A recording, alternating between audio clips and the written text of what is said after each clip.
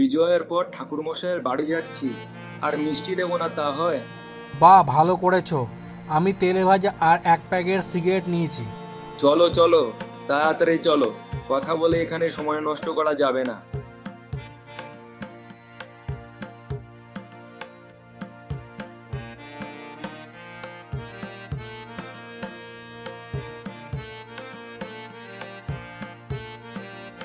আরে এসো এসো, তোমাদের কথাই তো ভাবছিলাম।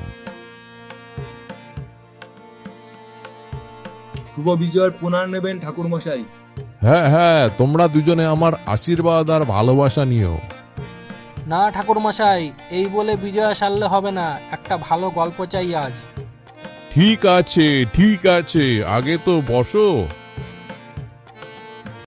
এইগুলো তো আর গল্প নয়, সব হলো আমার জীবনে ঘটে যাওয়া এক একটা মুহূর্ত। নসিবপুরের জমিদার বাড়ি থেকে খবর আসে তার মেয়ে মাস 3 ধরে অস্বাভাবিক আচরণ করছে। যত তাড়াতাড়ি সম্ভব আমাকে সেখানে যেতে হবে। যথারীতি আমি রওনা হলাম। স্টেশন থেকে গরুর গাড়ি করে নিয়ে গেল ওনাদের বাড়ি।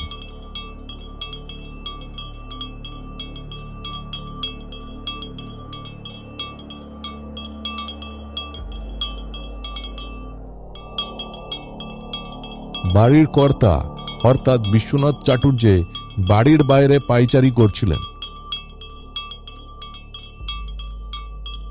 প্রণাম ঠাকুরমশাই, রাস্তায় আপনার আসতে কোনো অসুবিধা হয়নি তো? না না, কোনো অসুবিধা হয়নি। কই আপনার মেয়ে, সে এখন কেমন আছে? ভালো নয় ঠাকুরমশাই, অবস্থা খুবই খারাপ। দিন দিন সমস্যাটা বেড়েই চলেছে। আগে আনমনে থাকতো, এখন তো হিংস্র হয়ে উঠেছে। একটা ঘরে বন্ধ করে রেখেছি, কখন যে কি করে বসে তার ঠিক ঠিকানা নেই। আসুন ঠাকুরমশাই আসুন, ভেতরে আসুন, নিজের চোখে দেখবেন, আসুন।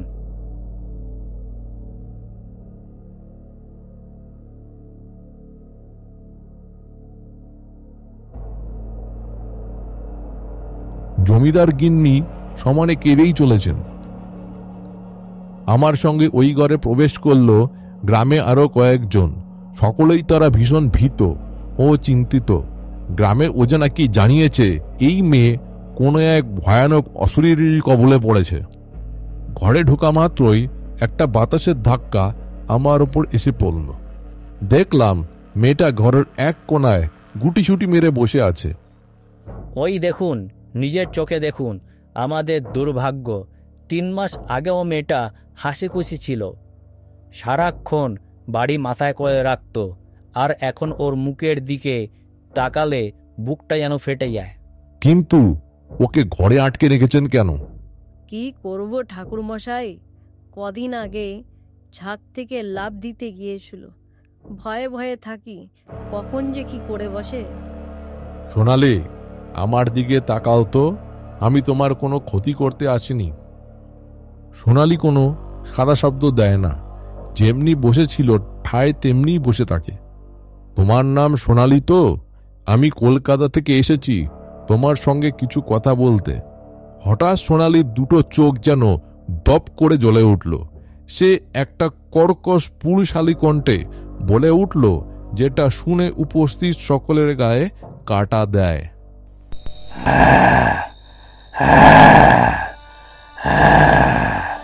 কেন এসেছিস? তোকে কে ডেকেছে এখানে? তোর সাহস তো কম নয়। যা এখান থেকে এক্ষণে পালিয়ে যা, নয়তো তোর পরে নদী ভালো হবে না।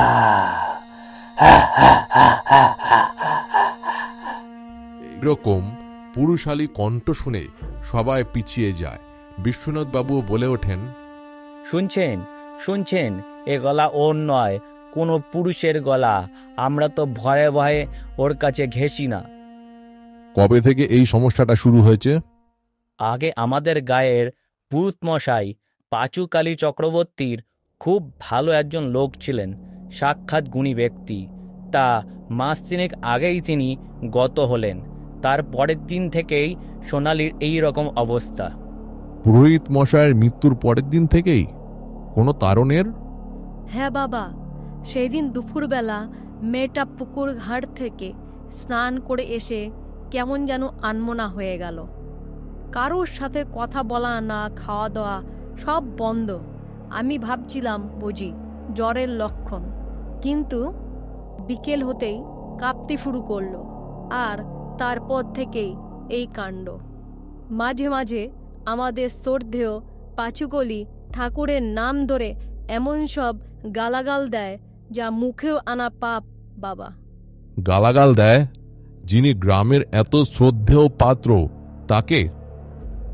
আগে হ্যাঁ, এমন সব কথা বলে যা আগে আমরা কোনোদিন শুনিনি।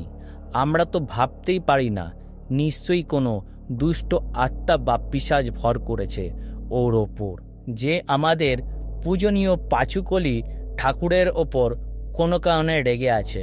তাই এই নিষ্পাপ মেয়েটার শরীরটাকে আশ্রয় করে ওনাকে অপমান করছে। আপনি এর একটা ভিত করুন, আপনি ছাড়া আমাদের আর কোনো গতি নেই। আমাকে আজ রাতটা এইখানেই কাটাতে হবে। আমি মেয়েটার সাথে একা কথা বলতে চাই। একা? যদি আপনার কোনো ক্ষতি করে বসে? ওর গায়ে এখন অসুরের শক্তি। কিছু করবে না, মনের ভয়টাই আসল। আপনারা একটু বাইরে গিয়ে দাঁড়ান, আর আমার কিছু জিনিস লাগবে, তা আমি পরে চেয়ে নেব। বিশ্বনাথ বাবু সকলকে নিয়ে বাইরে চলে আসলেন। এখন এ ঘরে আর কেউ নেই, শুধু তুই আর আমি। তোর ভয়ের কোনো কারণ নেই। এবার বলতো, তুই কেন এসেছিস এখানে? কে তুই? মেয়েটা চুপ করে থাকে, শুধু তার ভারী নিঃশ্বাসের শব্দ শোনা যায়। তুই কি পাঁচুকালী চক্রবর্তীকে চিনতিস? নামটা শোনা মাত্রই মেয়েটা আরেকবার হিংস্র হয়ে ওঠে। ওই পাপীর নাম নিবি না আমার সামনে, বড় শয়তান, নরকের কীট। কেন? উনি তোর কি ক্ষতি করেছে? শয়তানটা যা করেছে ও জন্য ওটা নরকেও জায়গা হবে না। কথাটা বলার সাথে সাথেই ঘরের মধ্যে একটা ঝোড়ো হাওয়া বইতে থাকে। কি পাপ করেছেন তিনি? উনি তোর কি ক্ষতি করেছেন? মেয়েটি এবার ফুপিয়ে ফুপিয়ে কান্না শুরু করে, কিন্তু সে কান্না কোনো পুরুষের যন্ত্রণার কাতর।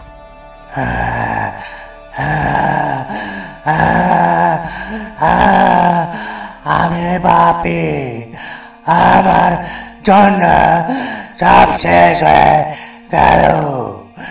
আমি আটকাতে পারলাম না, আমি আটকাতে পারলাম না। কে কাকে বাঁচতে দেয়নি? আর তুই বা কে? মেয়েটা কোনো উত্তর না দিয়ে পাগলের মতো মাথা নাড়তে থাকে। সে যেন গভীর অনুশোচনায় দগ্ধ হচ্ছে। তোর কষ্টটা আমি বুঝতে পারছি, কিন্তু তুই কে? তোর পরিচয় না জানলে তোর মুক্তির পথ আমি কিভাবে বের করব? তুই কি এই গ্রামেরই কেউ? মালতী, আমার মালতী। আমি ওকে কথা দিয়েছিলাম, কিন্তু রক্ষা করতে পারলাম না। মালতী? কে এই মালতী? মেয়েটি আর কোনো কথার উত্তর দেয় না। শরীরটা আস্তে আস্তে এলিয়ে দেয় আর জ্ঞান হারায়। আমি ঘর থেকে বেরিয়ে জমিদার গিন্নিকে জানাই, শিগগিরই জল নিয়ে আসুন, সোনালি জ্ঞান হারিয়েছে। আর ভয় পাবেন না, এই জ্ঞান হারানোটা ও শৈলের জন্য ভালো। জমিদার গিন্নি দ্রুত যান জল আনতে। আপনাদের গ্রামে মালতী নামে কোনো মেয়ে ছিল?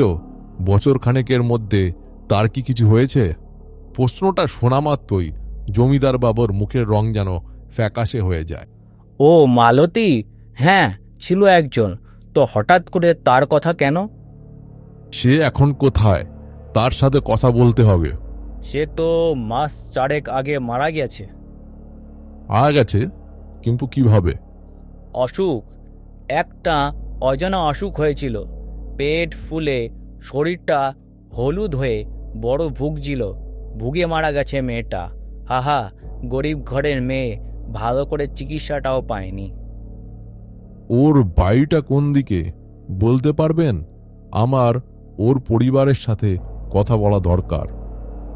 কেন ঠাকুরমশাই, ওর কথা এখন কেন? যে মারা গেছে, পচে গেছে, তার কথা তুলে কি হবে? আপনি এখন আগে আমার মেয়ের ব্যবস্থা করুন। আমার দরকার আছে জমিদার বাবু।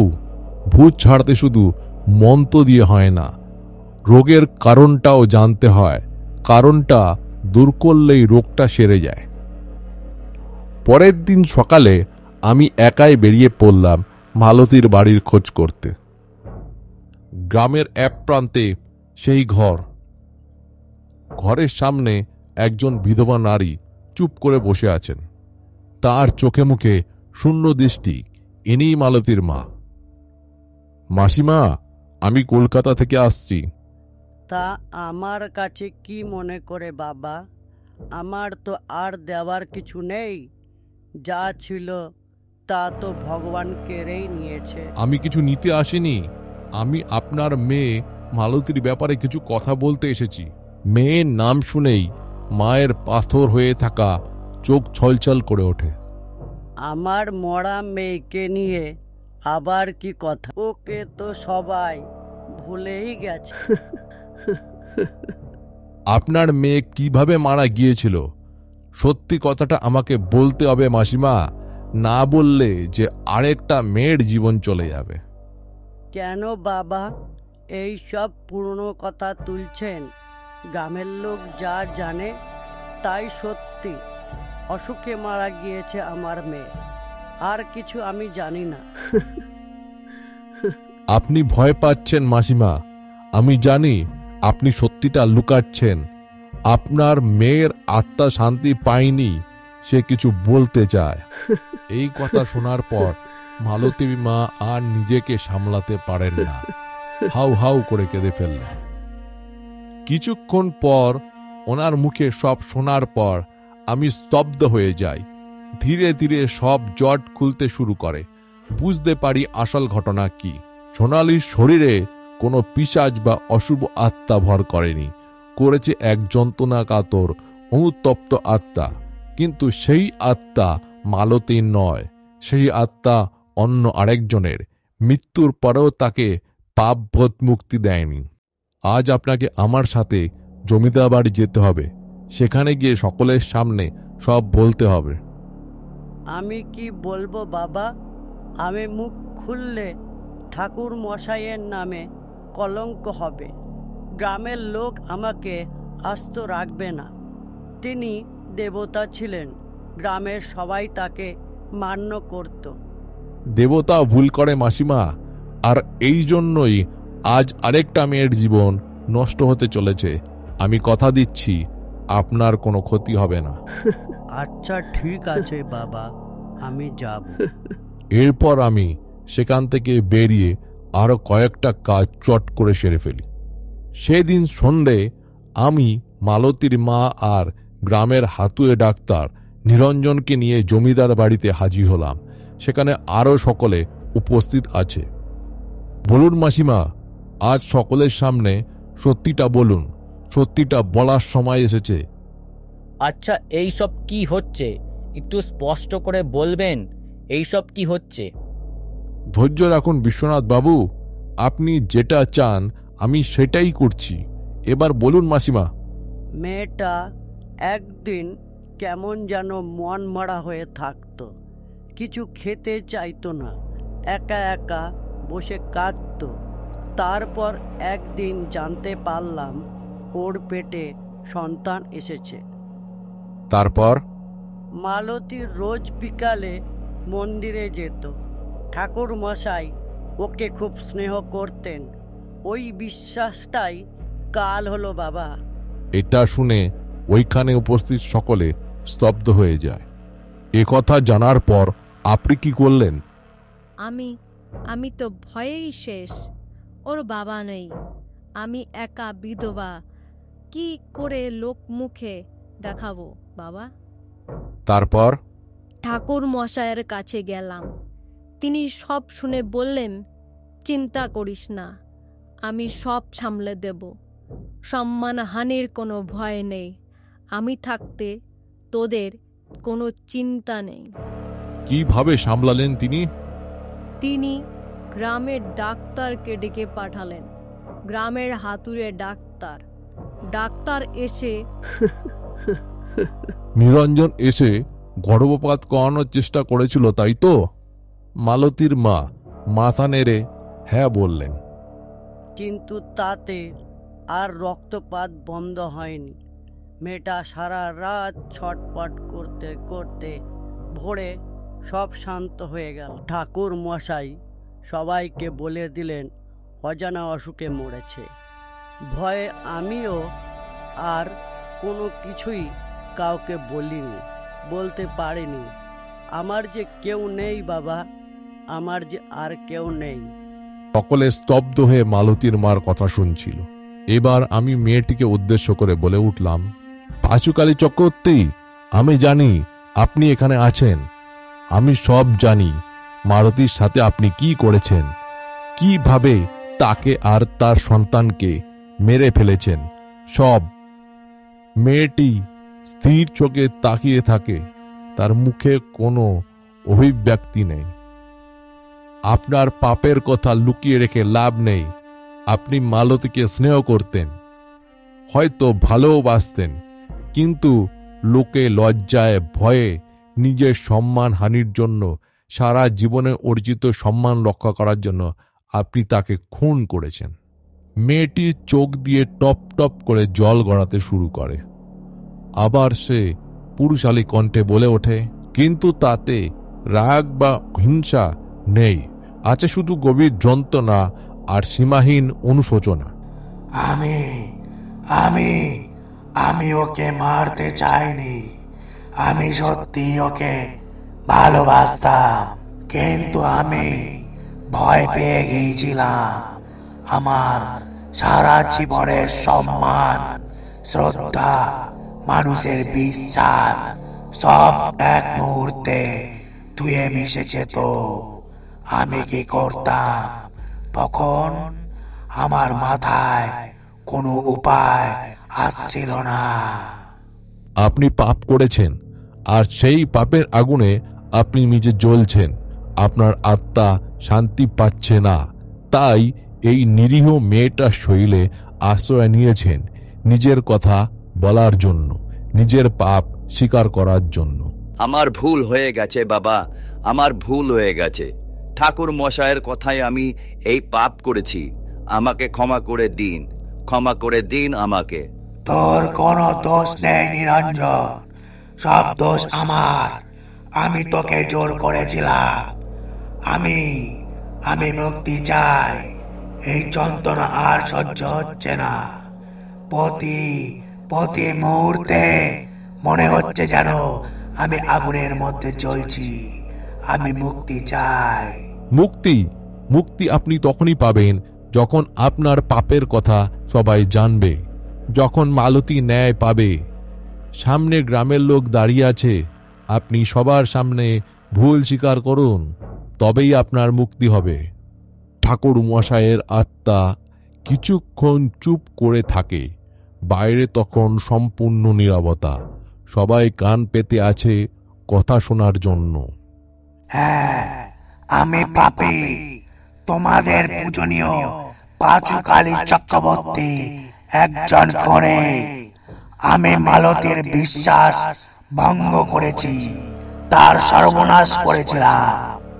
আমি সম্মান বাঁচানোর জন্য তাকে আর তার নিষ্পাপ সন্তানকে খুন করেছি।